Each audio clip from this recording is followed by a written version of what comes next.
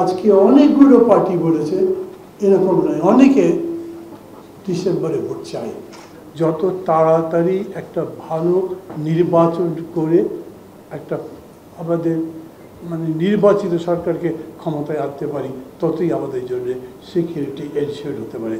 Professor ইউনূসের কাছে উনি যতদিন ক্ষমতায় আছেন অপেক্ষা করুন, মঞ্জু জানতে পারবেন না, বলবেনই না। ওনার অ্যাপয়েন্টেড সিকিউরিটি অফিসার বা কি বলে অ্যাডভাইজার, উনি যখন বলেছেন যে না এটা ছিল না, কোনোদিন হবেও না, তো প্রধান উপদেষ্টার কাছে তা আপনি পাবেন না। এই যে এত ডিসকোর্স হচ্ছে, এই যে কথাবার্তা বলছি, একটা কথা আমি খুবই চমৎকৃত হয়েছি, বিশেষ করে সরি নামটা ভুলে গেলাম, পলিটিক্যাল সায়েন্সের টিচার প্রথম যিনি বললেন এইটা হ্যান্ডেল করবে কি, আবার ম্যান করবে কি, এটা একটা করিডোর যদি দেওয়া হয় তাহলে তারপরে নিয়ন্ত্রণ করবে কি, বাংলাদেশ কি পারবে? উনি মনে করছেন পারবে না, আমি নিজেও মনে করি পারবে না। সো কত বড় একটা সিকিউরিটি ইস্যু আমাদের জন্য আমরা ইনভাইট করছি, কিন্তু বলছে যে না আমরা কিছু করছি না, আমরা কিছু করিনি। এইটা তো আরো ডেঞ্জারাস। এটার মানে হলো they have something in their minds which they are trying to explore. যাওয়া যাবে, গেলে কতখানি কি কি বিপদ আছে, এই জন্য বাজারে ছাড়ছেন। তারপরে যখন দেখছেন যে এটার রেসপন্সটা তত ভালো না, তখন একদম আউটরাইট ডিনাই করে দিচ্ছেন।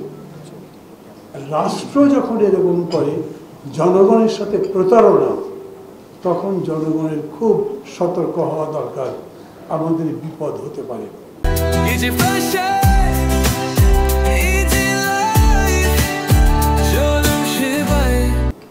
There are hidden agenda যেটা ওপেনলি বলা যাচ্ছে না। কোনো একটা সময় আসবে যখন আপনারা বলতে পারবেন না, তারা তাদের কাজ করে ফেলবে, এরকম হতে পারে। এইসব সন্দেহের কথা আসলো কেন? এটা তো 5 আগস্ট আসেনি, আমার মনে আসেনি।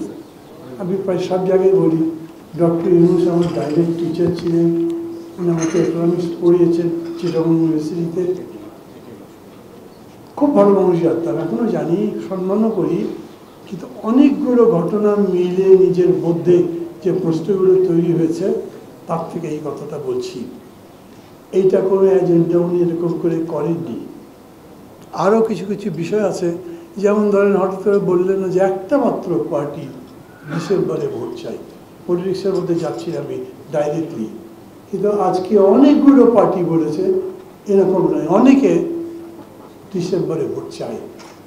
আমাকে যদি জিজ্ঞেস করে, আমি একটা পলিটিক্যাল পার্টির প্রেসিডেন্ট, আমি মনে করি ডিসেম্বরে ভোট তো ইজিলি হতে পারে, খুব ভালো মতো হতে পারে। তো উনি এরকম বলে দিচ্ছেন কেন? সেইভাবে পুরা বিষয়টা সম্পর্কে আমরা ডাকে আছি। এই জন্য আমি কথা বাড়াবো না, যেহেতু সময়ের একটা স্বল্পতা আছে। আমি যিনি এই লেখাটা লিখেছেন তাকে আন্তরিকভাবে ধন্যবাদ দিচ্ছি। সব দিক ভেবে চিনতে তিনি লিখেছেন। একটা বিষয় আমি একটু দ্বিমত করি, আমি মনে করছি এটা করা উচিত। আমি এই মুহূর্তে জানি, আমি পড়ে শোনাতে পারছি না। বলছেন যে এই চুক্তি করার মাধ্যমে আমরা আরাকান আর্মির সাথে হয়তো সম্পর্কটা ভালো করতে পারি, ভবিষ্যতে এটা আমাদের কাজে দিতে পারে। আপনারা সবাই জানছেন রাখাইন মানে কি জানেন তো নিশ্চয়ই। রাখাইনরা মানে মগ, আমরা যে মগ জলদস্যুদের কথা জানি তাদের। আপনি কার সাথে খাতির করবার চিন্তা করে এখন এগুলো বলছেন? ওই মগদের সাথে। আর এখনটাও একই রকম জিনিস। আর মিয়ানমার গভর্নমেন্টের অস্তিত্বই নেই, ওটা যে কই আছে কিভাবে আছে সেটাই আমরা ভালো মতো জানতে পারছি না। কি অদ্ভুত বিষয় না যে আপনি একটা ব্যাপারে দ্বিতীয়ত সম্মত হয়েছেন, ফরেন সেক্রেটারি বলেছেন। আচ্ছা, where is that gentleman? Foreign secretary কই আছেন? আমি তো গত প্রায় 20 দিন ধরে তার কোনো চিহ্নই পাচ্ছি না, না পত্রিকাতে, না টেলিভিশনে, না কোনো জায়গায়। চাকরি টাকরি দিয়ে তাই বুঝি না।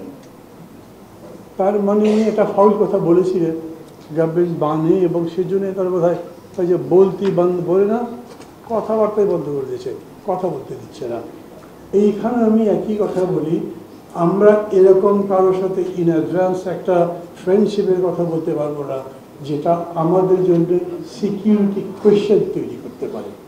সব মিলে আমি মনে করি এইটা নিয়ে আমাদের অনেক বেশি আলোচনা করার দরকার নাই, এই জন্যে যে এখন আপনার সিকিউরিটি যদি আপনি নিশ্চিত করতে চান, তাহলে আমি মনে করি, আমি রাজনীতি করি বলে বলছি না, যত তাড়াতাড়ি একটা ভালো নির্বাচন করে একটা আমাদের নির্বাচিত সরকারকে ক্ষমতায় আনতে পারি, ততই আমাদের জন্য সিকিউরিটি এনশিওর হতে পারে। আদারওয়াইজ এগুলো ডিসকাস করলে এটা কেউ এখন শুনবে না, কেউ এটাতে হাতও দেবে না, অপরচুন মুভমেন্টের জন্য তারা অপেক্ষা করবে। আমি তাকে সেই সুযোগ দিতেই চাই না। ভালো থাকবেন, খোদা হাফিজ।